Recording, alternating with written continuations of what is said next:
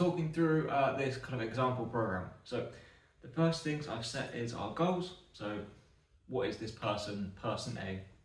Their goals are to get stronger, mainly in bench. We're gonna make bench bold, not that bit, bold, gain ability and improve their 5k time. So goals: improve strength, bench, squat, pull up, but bench is going to be highlighted as the main thing.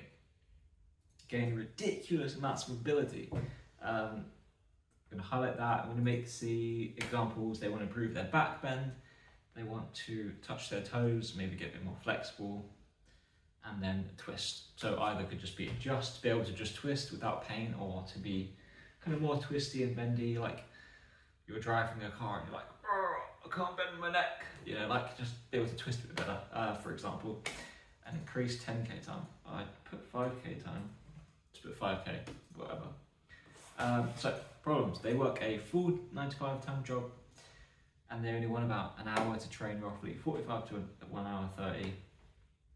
Wants weekends off or minimal working out, minimal training. So we've broken it down into 3 days of each: 3 days lifting, 3 days running. So if we look at our board here, we're splitting up every second day as a run. So lift, run, lift, run, lift, run. Okay. Well, firstly, we're just going to talk about our lifting, our strength training. So the first day is more of a upper body day. The second is a more lower body day, and the third is more of a full body. So first day, primary bench, because bench is our first thing. We want to be recovered, and then bang, bench the first day. Upper body mobility.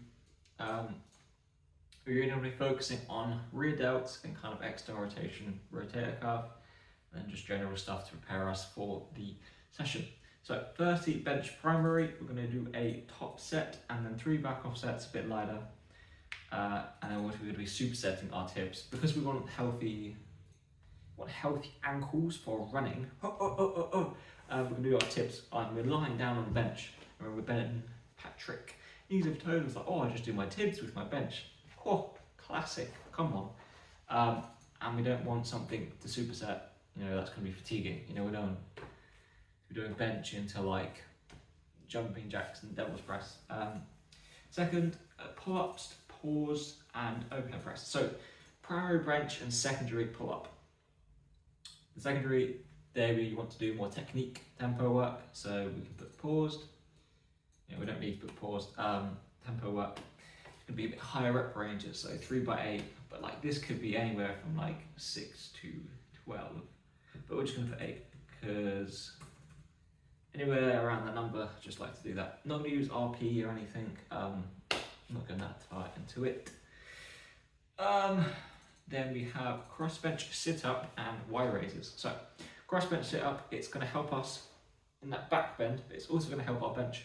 Because you want kind of an arched spine, you want to be strong in that position, and we're going to go all the way, you know, we want the strength to be able to have an arch and then assist our back bend. Y raises, because the thing is, right, if you want to, when you're doing supersets, you've got to think about your environment, you've got to think about where you are. Like, you don't want to be rushing across the gym and taking up 2 machines. I've seen some guy do that before, it's not fun, it's like, oh, come on, bro. So what we're going to do is change the bench angle and come into your Y raises. And pull-ups, paused, and dumbbell overhead press. So overhead press just for accessories, build some muscle in our shoulder for our bench. And then onto our arms, like 3 by 6 to 12. Overhead tricep, hammer curls. Cool. And then onto our shoulder work. So external rotation and our face pulls. So external rotation, we might do some at the start, and then we're going to go into our kind of strength set to actually build intensity in that external rotations. Because when people improve their bench strength, you know, their rotator cuff and all these little things, and the infraspinatus and all the things in the shoulder don't really grow. So we're just bringing that back up to keep our shoulders healthy while we train. Because getting strong is cool, but staying resilient, staying mobile while getting strong is cooler, you know? And then face pulls, obviously, just for build rear delts. build the traps. That's going to help your bench descend. Okay, and then day number 2, so more lower body. We have squat mobility prep, pogo hops. So pogo hops. Like what I could do is like put this all down and then put pogo hops. Like squat mobility, you know, like pogo hops. Bang. So get a bit more explosive. Prepping for our, oh, I put them there, oh my god, I need you. Pogo hops and high bar squat. Now high bar squat, just because we get bigger range of motion, heels elevated, whatever, something to get you into full knee bend. Because when we're doing lots of runs, we don't want to be doing too much quad volume or too much leg volume that we can't handle and recover from. We do have nicely set up day 3 into day 4, so we have a recovery run or optional rest day. So we can go a little bit harder on our legs and then rest and recover all the way 2 days of rest until our long run. So perfect, right? Both hops, 3 minutes rest because we still want to build strength, top set and then back off sets. Next we have our hinge, our RDL and our low raise, so building a bit extra shoulders, our lateral raises, what we haven't done in the first day. I feel like it's not too much of a fatiguing thing, so we can go a little bit higher reps just to build upper traps, lower traps, delts, lateral raises. Then we have leg curls and sissy squats. So leg curls just to assist with our hamstrings, running strength, leg strength, and then sissy squats. This mainly for our mobility. It's going to build your rectus femoris very nicely rather than leg extension, and you can superset these two nicely together. Your leg curl, you just come off the side, go straight into your sissy squats. You don't have to take up the leg curl and the leg extension. Also the sissy squat, if you ever wanted to kind of like sissy squat into a back bridge, really cool. It's going to build that, and especially your toes, your feet and your plantar flexion in your running is going to help those so much with your sissy squats, especially if you go to a deficit or any use any more stretch. It's going to help build our feet up, which is kind of neglected and misunderstood. Next are Jefferson curls and our elevated pigeon. So this is elevated pigeon, deficit pigeon, kind of anything that's elevated. Jefferson curl because we want to touch our toes. Whee! Yeah, building up strength especially is just going to help. Legs, yeah, it's going to be able to touch our toes. So there's that. And then elevated pigeon, building up our piriformis and our glutes, our external rotators, legs strong, boo, bosh, and then onto adductors. Now these should take roughly an hour, like as long as you're not like chatting to everyone, because obviously we want to think about time to train. We want to roughly, like this is going to take like 3 hours of the week, perfect, right? Before work, after work. Now on to day 3, more of a full body. So we've got upper body mobility, we've got upper, lower mobility, just something prep wise. Obviously, if we've got any weak points or something, we can make things up. We can say weak point in our full body is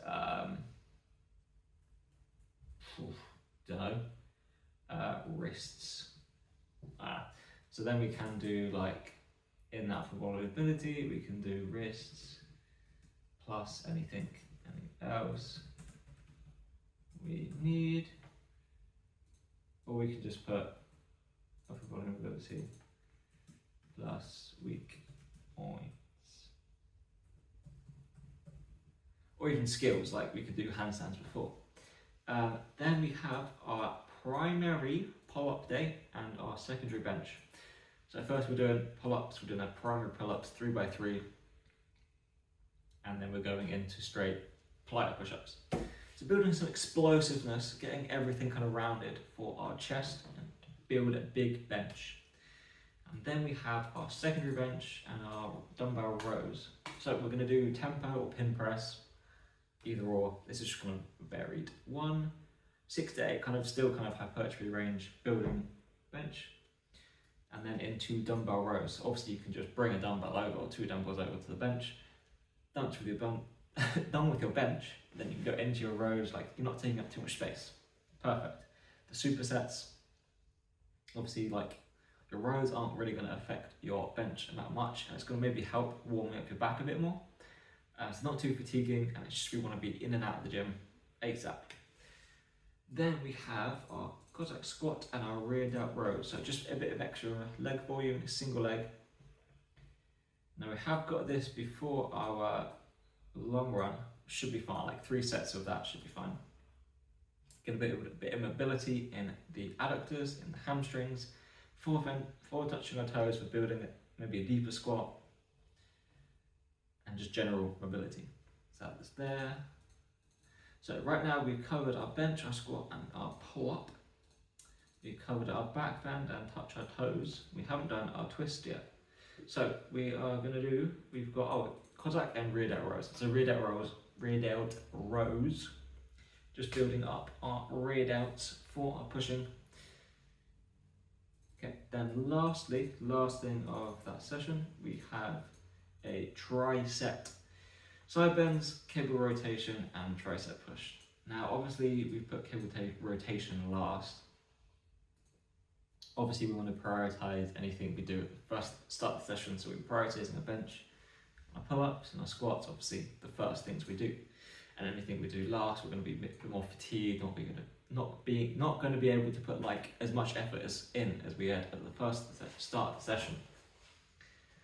So, but that's okay. Like this, giving enough volume with that should be fine.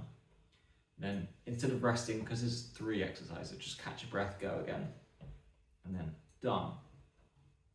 So obviously we had our things we were supposed to do, like our athletic qualities. So building strength in our horizontal push, our bench, our squat, and our pull.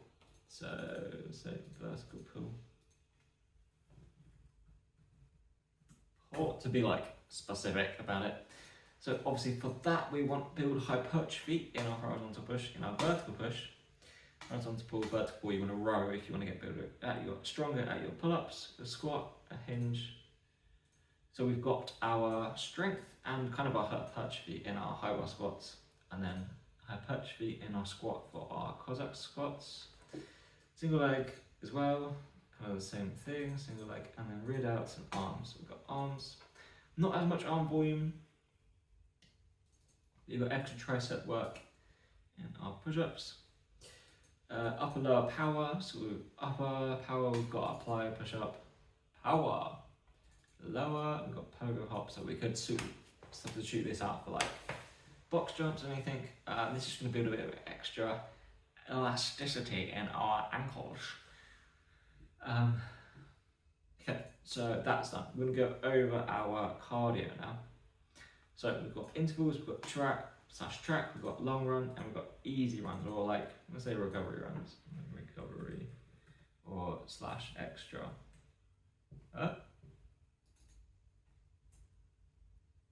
Extra volume. What have I done? Extra volume. Okay, so we've split everything now. So day 2. So I've put Monday, Tuesday, Wednesday, Thursday, Friday, Saturday. This is going to work if you have like a set schedule, if you need to do the same thing every week. Let's say you don't, right? You've got shifts in and out of everywhere. What you can do is just have day 1, day 2, day 3. If you miss a day, just take it as a rest day, right? Cool, perfect. You don't need to stress about, oh, I've missed this session, or do I need to do it then, or do I need to just skip it and just do the next thing? So many things.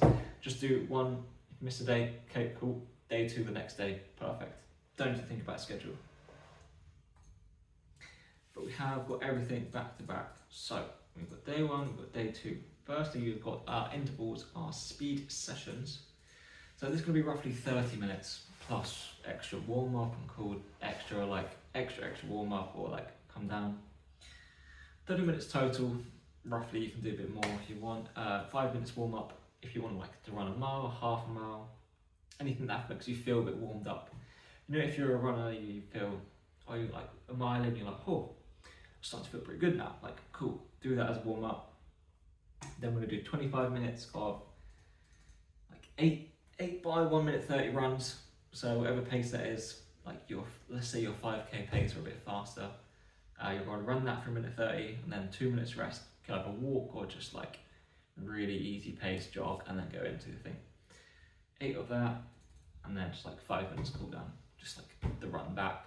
So if you run, whatever you run the warm up, you run halfway, I think, that, and then you take a cool down, or if you want to run less. And then that's that. That's day 2. Obviously, we've got day 3 of gym. We've got day 4. So easy run or mobility.